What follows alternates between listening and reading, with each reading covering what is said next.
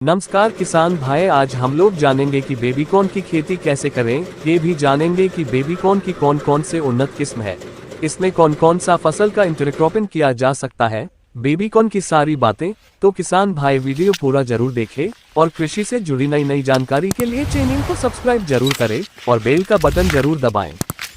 Baby corn न केवल अपने स्वाद के लिए बल्कि स्वास्थ्यवर्धक गुणों के कारण भी बहुत लोकप्रिय है।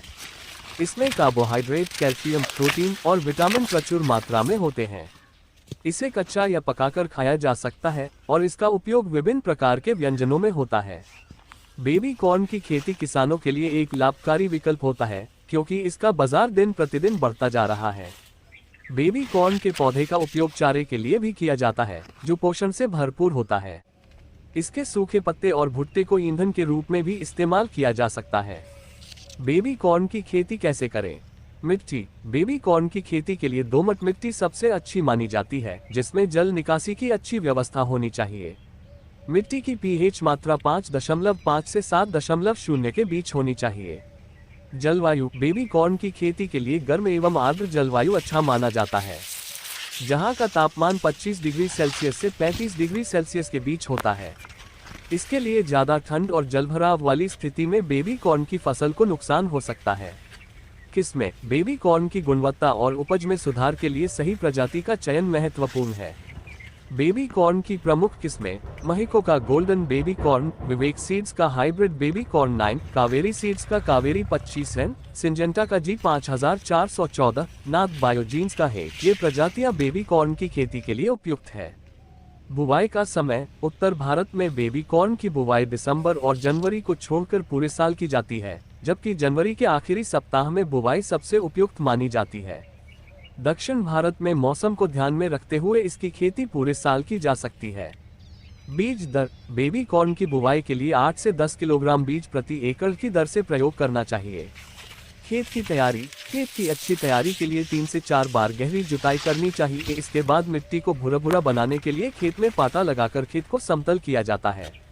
ऐसा करने से खरपतवार नष्ट हो जाते हैं और मिट्टी में पोषक तत्व बेहतर ढंग से मिलते हैं। बुवाई के समय बीजों की दूरी 15 सेमी पौधे से पौधे और 45 सेमी पंक्ति से पंक्ति होनी चाहिए। बीज को 3 से 4 सेमी गहराई में बोना चाहिए और मेड़ों को पूरब से पश्चिम दिशा में बनाना चाहिए ताकि सूर्य की किरणों का अधिकतम लाभ मिल सके। खाद और उर्वरक प्रबंधन। बेबी कॉर्न की खेती में प्रभावी उर्वरक प्रबंधन करना आवश्यक है। मिट्टी की तैयारी के समय 3 से 4 टन सड़ी हुई गोबर की खाद डालें। इसके साथ ही 130 किलोग्राम यूरिया, 52 किलोग्राम DAP और 26 किलोग्राम पोटास का उपयोग प्रति एकड़ की दर से करें। यूरिया को 3 भागों में डालें, पहला बेसल डोज में और बाकी का हिस्सा बुवाई के 3 सप्ताह बाद 20 से 25 दिनों के बाद और 40 से 45 दिनों के बाद 3 चरणों में उपयोग करें। इस तरह से सही समय पर उर्वरकों का उपयोग करके फसलों की वृद्धि और उपज में सुधार किया जा सकता है। सिंचाई प्रबंधन। बेबी कॉर्न की फसल जल जमाव को सहन नहीं कर सकती, इसलिए खेत में जल निकास की उचित व्यवस्था जरूरी है। फसल के दौरान, विशेष रूप से पौधों की वृद्धि और फल बनने के समय, नियमित सिंचाई आवश्यक होती है। बारिश के मौसम में यदि लंबे समय तक सूखा न हो तो सिंचाई की आवश्यकता नहीं होती। पहली सिंचाई बुवाई से पहले करें ताकि बीज के अंकुरण के लिए मिट्टी में पर्याप्त नमी बनी रहे। बुवाई के 15 से 20 दिन बाद जब पौधों की ऊंचाई 10 से 12 सेंटीमीटर हो जाए तब दूसरी सिंचाई करें। गर्मियों की फसल में हर 8 से 10 दिन के अंतराल पर सिंचाई जारी रखें। कीट और रोग। बेबी कॉर्न की फसल में मुख्य रूप से शूट फ्लाई, पिंक बोरर और तना छेदक कीट लगते हैं। इन कीटों को नियंत्रित करने के लिए उचित समय पर कीटनाशक और फफूंदनाशक का छिड़काव करना चाहिए। खरपतवार नियंत्रण। बेबी कॉर्न की फसल को खरपतवारों से होने वाले नुकसान बचाने के लिए खेतों में नियमित रूप से निराई गुड़ाई करते रहना चाहिए। खरपतवारों की संख्या ज्यादा होने इनके नियंत्रण के लिए बुवाई के तुरंत बाद खरपतवार नाशक का उपयोग करना चाहिए।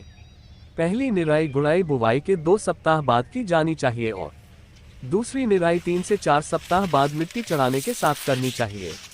या खरपतवार ज्यादा हो जाए तो अल्ट्राजीन का स्प्रे कर देना चाहिए। अंतर्वर्ती फसलें। बेबी कॉर्न के साथ अंतर्वर्ती फसल लगाना फायदेमंद होता है। आलू, मटर, राजमा, चुकंदर, प्याज, लहसुन, पालक, मेथी, फूलगोभी, ब्रोकली, मूली और गाजर जैसी फसलें बेबी कॉर्न के साथ उगाई जा सकती हैं। इससे न केवल मिट्टी की उर्वरा शक्ति बढ़ती है बल्कि अधिक मुनाफा भी प्राप्त होता है।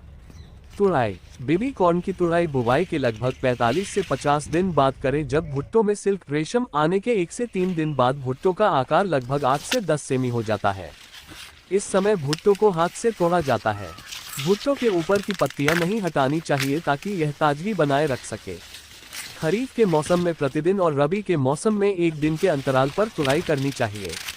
तो किसान, ये जानकारी कैसी लगी कमेंट जरूर करें। अगर जानकारी पसंद आए तो लाइक और शेयर जरूर करें। धन्यवाद।